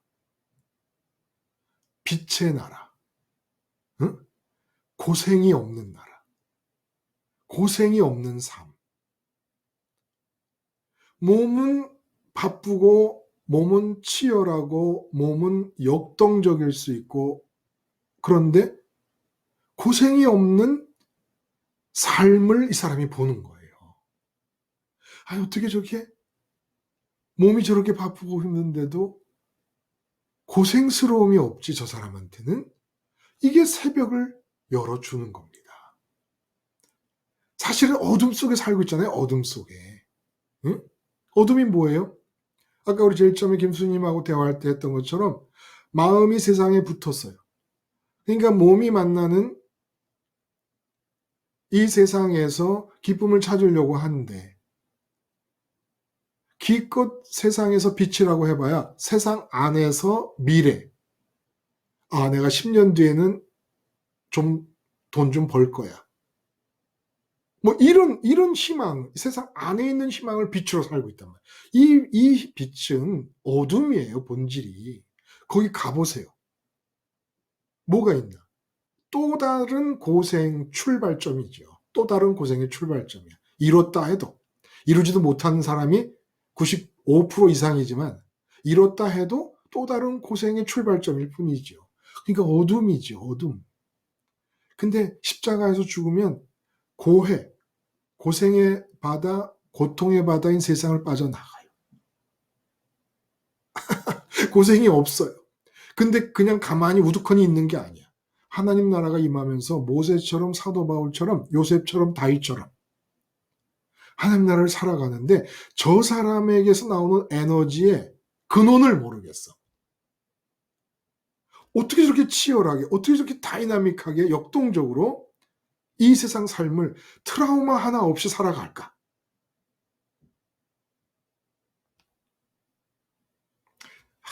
주님께 박수. 스스로 있는 자 대신 하나님께 박수. 아, 이거 뭐 여러분이 보이질 않으니까 저 혼자 이러고 있는 건지는 모르겠습니다만은, 응? 저 혼자 괜히 희죽거리고 있는 거 아니죠? 아, 오늘 그냥 여기까지 할까요? 추석 여러분 바쁘실 텐데, 이렇게 참석해 주셔서 정말 그 하나님 나라, 우리 하나님 나라 삽시다. 응? 그 어려운 게 엄청난 일인데 하나님 나라라는 게 모세를 통해 보여주시고 바울을 통해 보여주신 하나님 엄청난데 이 하나님 나라가 그냥 우리 심장 옆에 예수님의 그 십자가에 달리신 그 예수님을 우리 장기처럼 생각을 하고 단지 우리 심장과 폐는 의식하지 않아도 되잖아요. 특별히 이상이 없는 한. 근데 십자가는 의식함으로써 내 장기로 삼는 겁니다. 의식함으로써 늘 십자가를 의식하여 내 장기로 삼아서 우리 기필코 사도 바울을 통해 이렇게 여러 장을 걸쳐 우리가 종교 생활이 아니라 하나님 나라를 살 것을 원하시는 아버지와 주님과 성령님의 마음을 그대로 받아들일 수 있게 되기를 바랍니다. 제가 기도드리고 마치겠습니다. 하나님 아버지, 대한민국 땅에는 추석을 허락해 주셨습니다. 이 추석 때 적어도 우리 십자가 생활화를 하는 십자가 우리 가족들은 우리 아버지 계시는 천국으로 십자가 주님 따라 올라가게 하시고 천국의 마음이 쉼을 얻고 고생이 끝난 상태에서 우리가 만나는 모든 친척들, 형제들, 부모, 자식 관계에 떨기나무 불꽃이 임하여 하늘의 에너지로 하나님 나라를 살게 하여 주시옵소서. 예수님의 이름으로 기도드리옵나이다. 아멘.